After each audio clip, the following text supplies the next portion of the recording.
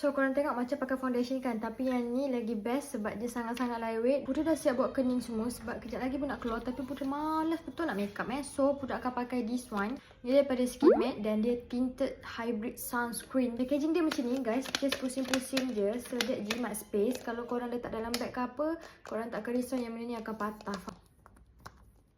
Okay, texture dia macam ni. Nampak tak?